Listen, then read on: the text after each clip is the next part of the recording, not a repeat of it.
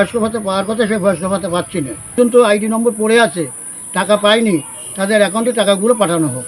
কৃষ্ণগঞ্জ ব্লকের দুয়ারে সরকার আগে প্রায় 2200 আবেদনকারী বার্ধক্য ভাতা নিয়ে সংশয় দেখা দিয়েছে। এই অবস্থায় বৃদ্ধ বৃদ্ধারা জীবিত থাকতেও রাজ্য সরকার এই সুবিধা পাবেন কিনা তা নিয়ে উদ্বেগ প্রকাশ করেছে। 17 মাস হয়ে যাওয়ার পরও জেনারেল কাস্টে বার্ধক্য ভাতা মিলছে না। এই অভিযোগ শুধু একজন বা দুজনের নয়, কৃষ্ণগঞ্জ ব্লকে প্রায় 2200 জেনারেল কাস্ট মানুষের। এই থাকলেও রাজ্য সরকার বার্ধক্য ভাতা নিয়ে উদ্বেগ প্রকাশ করছে। তারা কৃষ্ণগঞ্জ সমষ্টি উন্নয়ন আধিকারিক অফিসে বার্ধক্য ভাতার কাগজপত্র জমাও দিয়ে কিছু হয়নি বলে অভিযোগ করছে। 2023 সালে জেনারেল কাস্টের প্রবীণরা কৃষ্ণগঞ্জ সমষ্টি উন্নয়ন আধিকারিক অফিসে তাদের বার্ধক্য ভাতার কাগজপত্র জমা দেন, তখন দুয়ারে সরকার চালু হয়নি।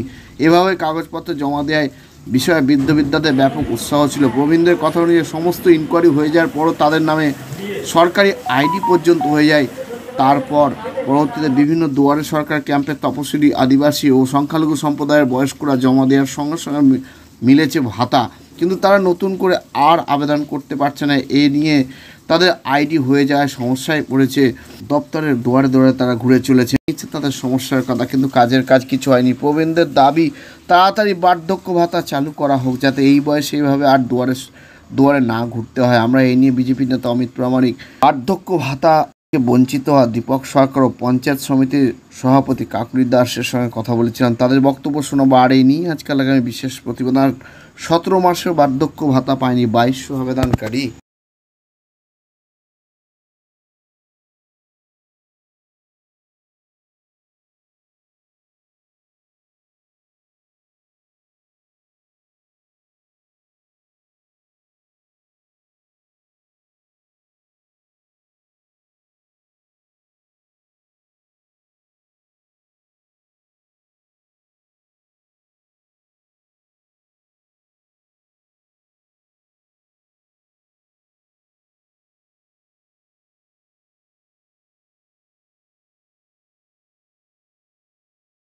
এবার এই সূত্র ধরে যখন আমরা খবর পেয়ে বিডিও অফিসে যাচ্ছি, সেখান তো আমাদের বলছে যে আপনারা কেন পাচ্ছেন না, আপনাদের আইডি নম্বর পড়ে গিয়েছে, তাহলে আপনারা মুখ্যমন্ত্রীর কাছে একটা নম্বর দিয়েছিলেন, সেই নম্বরে ফোন করেন।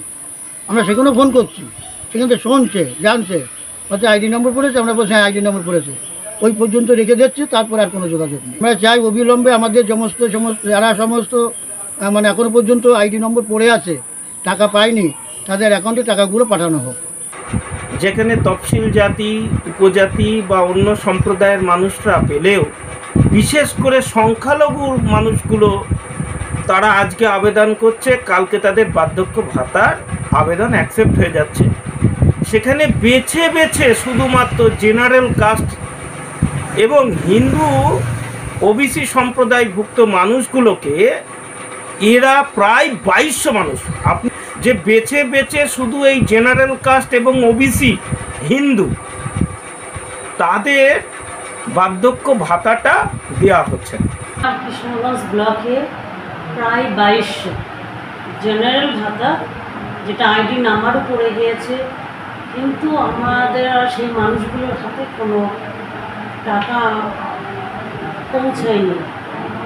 আমরাও খুব সতর্ক ব্যস্ততার মধ্যে দিয়েই থাকি, যাতে মানুষগুলো তাড়াতাড়ি করে টাকাগুলো পাওয়া যায়। যেহেতু আইডি নাম্বার পড়ে গিয়েছে, এই আইডি নাম্বার আমরা দুয়ারে সরকারে কোনো মতেই ওইটাকে কনভার্ট করানো যাচ্ছে না।